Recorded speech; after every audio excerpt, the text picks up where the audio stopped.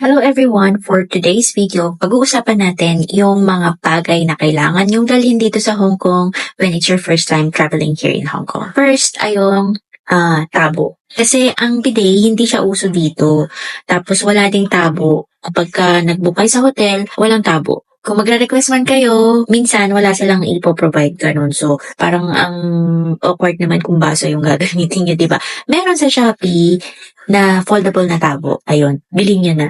Next is mosquito repellent spray or lotion. Kasi dito sa Hong Kong, hindi lang lamok ang marami ding niknik, yung tinatawag na lang niknik. So, pag yun ang kumagat sa'yo, sobrang kati na minsan umaabot ng 1 week yung kati niya na akala mo parang kagat ng surot, pero hindi siya surot. Marami yan sa Disneyland kung pupunta kayo ng Disneyland kasi mapuno, mahalaman, ganon.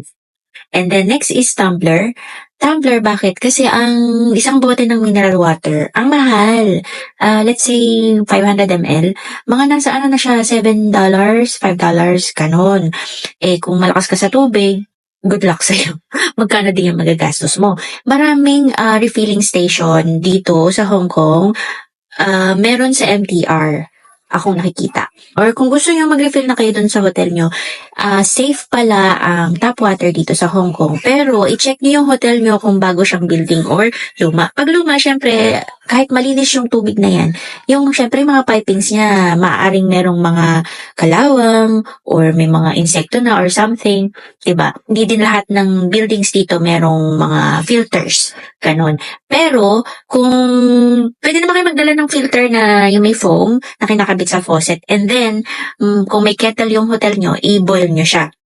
Or pwede naman na manghiram kayo ng kettle. Kami kasi nung pumunta kami dito nung September 2023 for a travel, ganon, hindi kami nag-hotel. They call it as a guest house kasi much cheaper siya than the hotel. And maliit lang yung space niya. Talagang kama, CR lang, ganun. Tapos may maliit na side table, ganyan. And walang microwave, wala ding kettle. Ang microwave and kettle is available siya dun sa reception na pwede nyong gamitin or pwede gamitin ng lahat. Yung kettle is pwede nyo ding hiramin. Pwede nyo dalhin sa kwarto nyo tapos doon kayo mag-init ng tubig. Dun sa faucet nyo, magdala kayo ng filter na may foam, pwede nyo gamitin yan, and then i-boil nyo yung water. Safe to drink naman ang water dito. Tumasan kami dito sa Hong Kong and sa tap water na kami umiinom. Meron lang nakakabit na filter and then after that, binuboil ko siya. Tapos saka ko siya nire-rep. Wala naman siyang aftertaste. Pero comparing to other mineral waters, syempre kung nasanay ka na sa mga mineral water na may kanya-kanyang lasa yan tapos bigla kayo mag-shift sa tap water. Para sa'yo, may lasa talaga.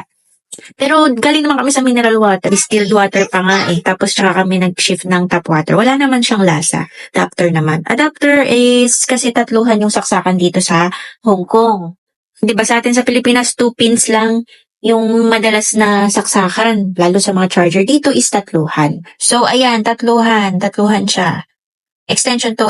Pero sa mga saksakan, tatluhan siya. Paracetamol and yung mga over-the-counter medicines, pwede naman siyang dalhin dito. Like for sakit sa ulo, sipon, ubo, gano'n, mga Solux, capsule. Kasi yung mga over-the-counter na gamot na yun, mahal siya dito pag binili nyo. Meron naman mga Panadol, gano'n. Pero kung i-convert nyo kasi sa ating Philippine peso, mahal na siya. So kung meron naman kayo available na ganong medicine sa bahay nyo, makakatipid na rin kayo. Okay? Then after ng paracetamol, Neosep, Tecogen, vitamin C. Kasi iba ang weather dito sa Hong Kong. Nakakasakit siya kasi para talaga siyang mood ng menopause na babae or babaeng meron, regla. Kasi biglang sobrang putok na putok yung araw, tapos biglang uulan, tapos susunod niyan biglang araw ulit, tapos uulan. Minsan sabay pa, araw tsaka ulan. Ayun, nakakasipon siya, nakakaubo, and cause ng upper respiratory infection. After that, yun nga, since sinabi ko na unpredictable ang weather dito, dala na din kayo ng raincoat. Kasi kung bibili kayo dito, mahal din. Kasi medyo mahal talaga dito sa Hong Kong yung mga bagay-bagay na yan. I mean, the cost of living is very high. Pero kung dito naman kayo magtatrabaho, yung salary is akma naman sa cost of living dito. Next is yung ating foldable umbrella. Para kasya sa inyong bag. Kasi nga, sobrang unpredictable ng weather dito, kailangan lagi kayong ready. Bigla-bigla kasing umuulan talaga. Yung hindi ina-expect na uulan kasi putok na putok yung araw. Foldable eco bag. Kasi dito, every purchase mo sa mga supermarkets and other tindahan, may bayad yung kanilang plastic, like $1. So, kung gusto mo makatipid, kasi $1, magkano din yun in peso, di ba? Magdala na kayo ng eco bag nyo, mga foldable eco bag na kasyang-kasya sa mga pouch nyo, sa bag nyo, ganon. Magkano din kayo every plastic bag sa mga bibilhan ng shops. $1 din yun. And then next is mini LED light. Ayun. Kung magbubuk kayo sa hotels, or I mean guest house, na maliliit lang, mga ganong guest house, wala silang lampshade. So, I suggest you bring your own LED light. Yung sinasaksak lang sa USB charger, something. Later, ipapakita ko sa inyo. Kasi it will also help kung hindi ka sanay matulog ng sobrang dilim. Ito yung sabi ko na LED light. Nabili ko lang din to sa Shopee. So, hanggang ngayon, gamit-gamit pa rin minsan, ganun. Ano yan? Maliwanag siya. Next natin is yung plastic or silicone boots, pang cover, or yung isusupot nyo yung sapatos nyo. Lalo na kung ang rubber shoes nyo is white. Kasi since sinabi ko nga na unpredictable ang weather dito, may some areas dito na maputik. Ganon. Dali lang kayo kung gusto nyo, pero kung okay lang sa inyo na maputikan ang sapatos nyo and whatsoever, okay lang, ganon. Bali, additional ano lang yan. Tapos ito, always bring your phone together with your passport na naka-attach yung landing slip nyo doon.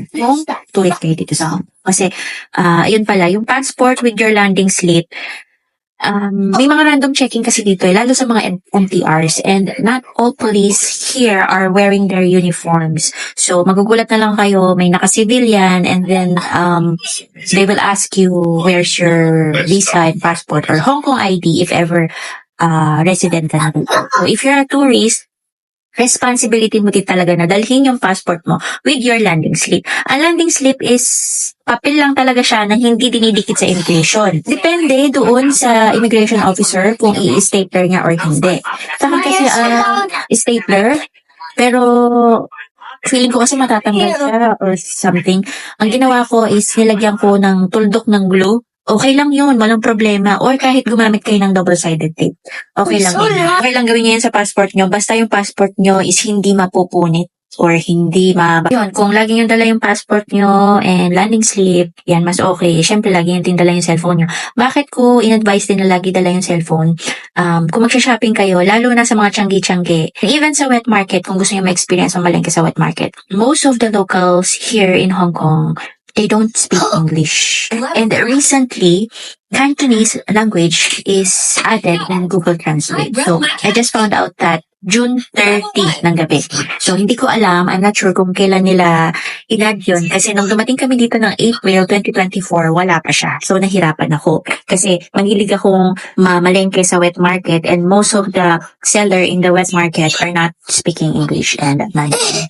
So, Mandarin lang kasi ang nasa Google Translate. So, even if I translate or use the Google Translate into Mandarin, they still won't understand. Kasi, iilan lang yung common words iilan lang yung same words from Cantonese to Mandarin. So, kung nakikita nyo yung what not to do in Hong Kong, sa part 2 na yan, comment if you want part 2. Bye!